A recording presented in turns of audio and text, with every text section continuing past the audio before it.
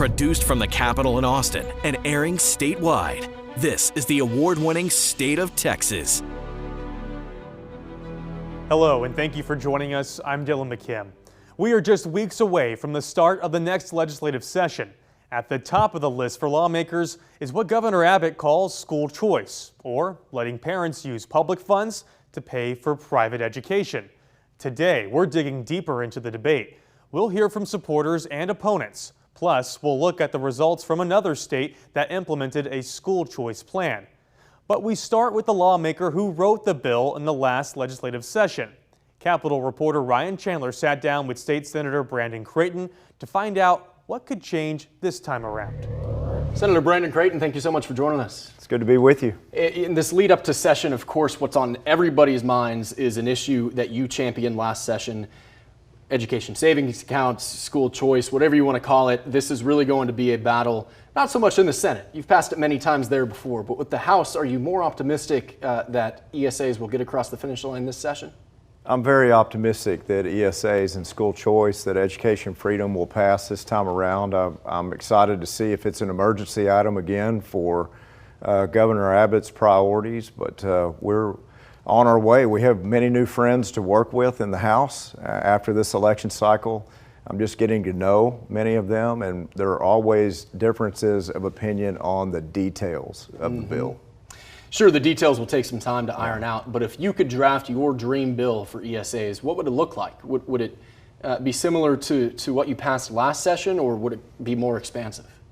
Well, last session, 90% of the framework was for special needs and free and reduced lunch eligible students. And we had, 40 to 50,000 opportunities within scarce dollars of the framework that was set aside to run through the comptroller's office. That money coming out of the surplus, not out of public education spending. I think we'll have a fully universal bill this time around, just as we did last time around, and I expect there to be a priority set, but we'll have to listen to the members and our leadership in just every aspect of how we want the bill to look when we arrive at the Senate floor. Universal for every family, every child who wants it will be able to use it. That's right. Yeah, just as it was last session. Of course, we carried all of these subjects separate for most of the session. Leading into the middle part of May, we had new money for public schools. We had teacher rights and teacher pay raises. And then in a separate bill, a parental bill of rights, including the education savings account. We plan on coming back with a very strong bill, even stronger than last time around, and I think we'll have the support.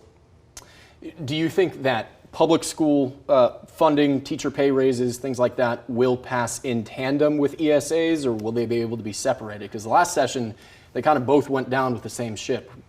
Well, as I mentioned, I was the author on all of those subjects, and the Senate sent the bill separately to the House for 90% of the regular session. Those bills kept being killed separately, so we took that signal and poured all of those subjects at the end of the regular in late May into House Bill 100. I'm not exactly sure. I think we'll be consistent on our side with that. As far as what subjects are tied together, look, we're working for all Texas students, and so politically how these subjects tie together or we keep them separate as far as the four corners of a page or a document, I don't really separate them out in my mind, because it is what will set our Texas students up to be the most successful in the future, and that subject matter is inextricably linked. What do you think the price tag of a truly universal ESA program would look like?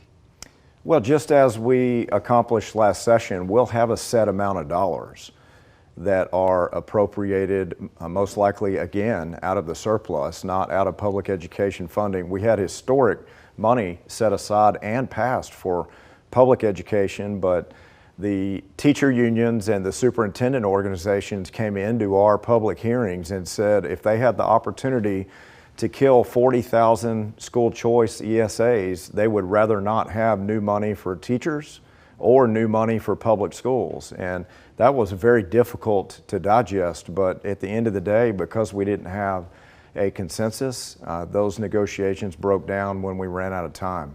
Yeah, and I think the worry from public school districts is an ESA program may grow and grow to the point that it will dip into the public school pot.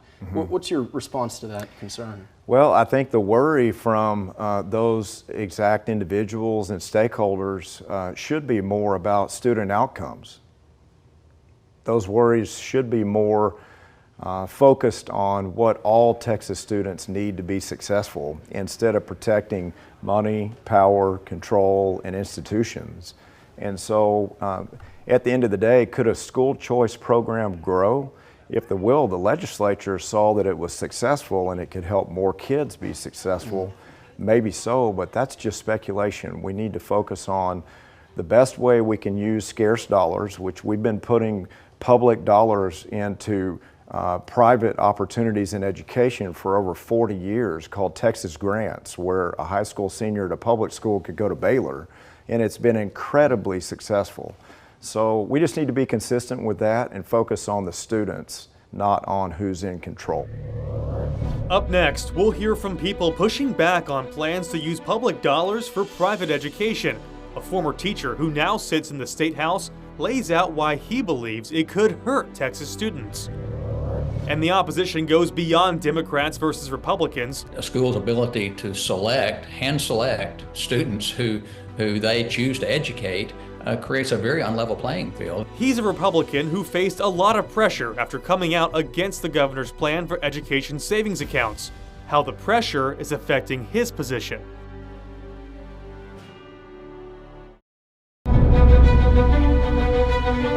Governor Abbott says Texas parents will soon be able to use public dollars to pay for private education. But Democrats at the Capitol are still working to stop the plan. And the opposition includes a former teacher who now serves in the Texas House. We're now joined by State Representative James Tallarico. And Representative Tallarico, we've talked to you in the past about the school voucher program. And in the past, you have said that there is no room for compromise when it comes to school vouchers. Do you still feel this way? And if so, why is there no room for compromise? Well, private school voucher scams are bad public policy. Before I was a legislator, I was a public school teacher on the west side of San Antonio. And I saw firsthand how our state government systematically underfunds public education. Texas ranks 43rd in the nation in per student education funding. Texas teachers are making less than they did 10 years ago when you adjust for inflation. And local property taxes are through the roof because local property taxpayers are trying to stop the bleeding as our state government fails to do its fair share of school funding. So we have a school funding emergency in this state, and we simply can't afford a private school voucher scam. Now, Governor Abbott was very adamant about getting this done, and he has said that he has the numbers now to get school vouchers done in this upcoming session. I'm curious, does that change your technique here? Is it change your ways of thinking maybe we can get a compromise if they do have the numbers? How does that change your approach to this? Well, Greg Abbott has a habit of declaring victory prematurely. The week before we defeated his voucher scam on the floor of the House last year, he said he was on the 1 yard line. And I was counting votes, and I knew he didn't have the votes that he needed. And so I wondered, whose 1 yard line is he on? So, I try not to listen to the manufactured momentum that Greg Abbott puts in his press releases. What I focus on is where the members of the House are on this issue. And right now, the members are all over the place. You've got a sizable bipartisan coalition that are opposed to private school voucher scams. That's the same coalition that stood together, Republicans and Democrats, to protect funding for our neighborhood public schools across the state. And then you've got some newer members who may be open to some kind of voucher, but they can't agree on what that voucher looks like. And so I really don't see the governor having the votes for a universal, large-scale voucher scam that would defund public schools across the state of Texas. When you're in your district and you're speaking with your constituents, I'm curious, do you at all hear, do you ever hear someone say they are for school vouchers, or are you mostly hearing people who are against the school voucher program? Texans want us to fully fund our public schools and lower property taxes. Those are the two things I hear the most. And the fact is that a private school voucher scam would decrease funding for our local schools and increase property taxes. So it'll make the school finance emergency even worse. And that's why I and my bipartisan coalition in the Texas House are standing strong against voucher scams in the state of Texas. I also want to focus on something you just said, which is that there were Republicans who stood up to Greg Abbott and said that voucher scams are bad public policy and they will hurt neighborhood schools across the state, particularly in our small towns and rural communities. And instead of listening to those rural Republicans, Greg Abbott took a $6 million check from an out-of-state billionaire to primary those Republicans. They were conservative Republicans on every measure. All they believed is that we got to fully fund our neighborhood schools. And for that, Greg Abbott spent millions of out-of-state money to defeat them in the Republican primary. I think we need a governor who will stand by the students of Texas and will listen to members of his own party when they are saying the state government needs to step up and do its fair share of school funding. Republicans who opposed Governor Abbott's plan faced fierce backlash. Many of them got pushed out of the legislature. Texas is a big state, and I have to believe there's room in this state for at least two different opinions on an issue like school vouchers. We talked to one who did get reelected, find out whether the pressure changed his position. The battle over whether to allow public dollars to go toward private education is more than Democrats versus Republicans. Rural Republicans like Representative Gary Van Dever came out against the governor's plan after raising concerns about how it could affect education in their districts. The representative joins us now for insight into his perspective. Representative Van Dever, last session you voted no on the school vouchers, education savings accounts, but you said you were open to a discussion with them. Can you explain to us what is your stance on this issue? Again, I'm always open to discussion. That's how we get things done in the legislature. But, given my background and just my experience with public education, I just have a philosophical issue with many of the ideas behind a school voucher program. Well, I want to get into some of those issues that you have with school vouchers. Let's talk about, I think last year you had said private schools that took voucher money couldn't select students. They had to choose those or bring those students into their school if those students had state vouchers.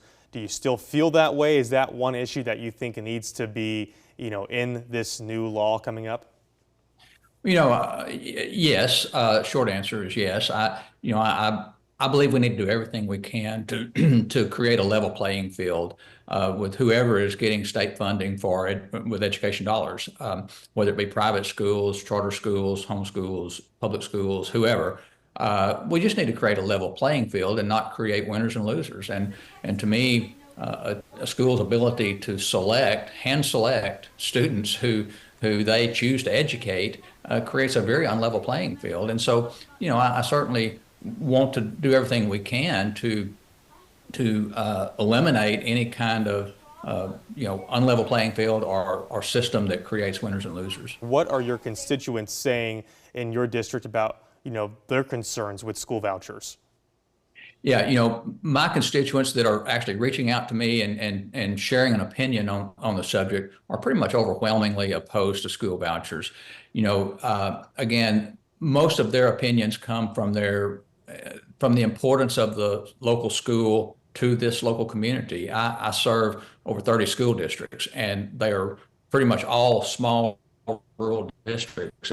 And in those districts, the school is the center of the community. If those communities lose their schools, they lose their communities in many cases. So, again, certainly we want to look at what it does, what the bill does, and I know we've been told that certain proposals will not affect funding of public schools, and if that's the case, then certainly that is great. I appreciate that. But I think we need to be careful that we're not just looking at today, but we're looking to the future implications of this bill. And 5 years, 10 years down the road, does this program grow as it has in other states so that it does become, overbearing to the state budget? Does Texas still enjoy the robust economy 5 years, 10 years down the road that we enjoy today? So there's just a lot of unanswered questions, I think, around that. Okay. You have said here that your position has not changed on school vouchers. You faced a very tough primary this year from your opponent, went to a runoff election, an opponent that was backed by Governor Greg Abbott. Does that change any kind of technique in how you approach this in the upcoming session? I would say not really, although let me be very, very clear. I welcome the opportunity to have discussions with the governor and his staff on this subject. I know this is a subject, an issue that is highly important to the governor, and certainly I want to work with the governor on this and every other issue. I've always considered the governor, to be a partner, and I've considered myself a partner of the governor's in all the things we've done to make Texas what it is today. But Texas is a big state, and I have to believe there's room in this state for at least two different opinions on an issue like school vouchers. And so, I believe there's room for differing opinions. That doesn't mean that just because we don't agree that we have to be enemies. Again, I look forward to working with my colleagues in the House, with colleagues in the Senate, and certainly the governor's office to craft a bill, which, by the way, we have not seen at this point, but to craft a bill that is good for the state of Texas and certainly good for the school children of Texas. Texas could soon become one of a growing number of states to fund a program to help parents pay for private education.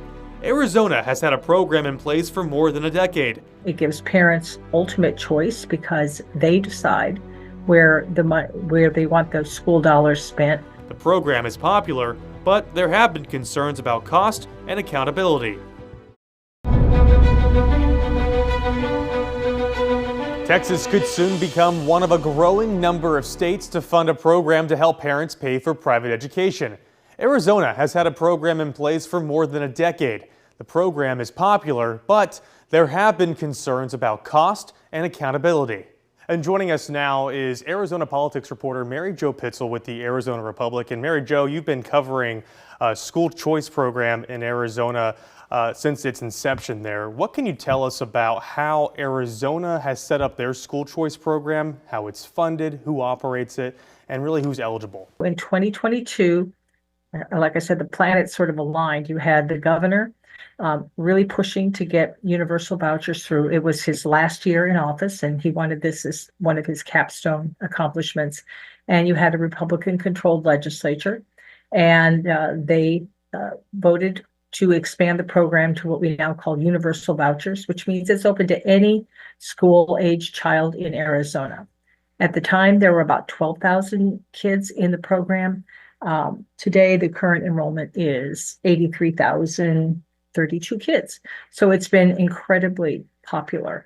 83,000 children taking advantage of this voucher program. How does that compare to the public school, the public school population? What we're seeing is we have school districts, especially on the elementary level, that are seeing a drop in enrollment. In fact, just this week, a school district that's in one of the more affluent parts of the Phoenix area said it's probably going to have to close 2 of its 5 elementary schools because of enrollment drops. And a lot of that is due to the voucher program.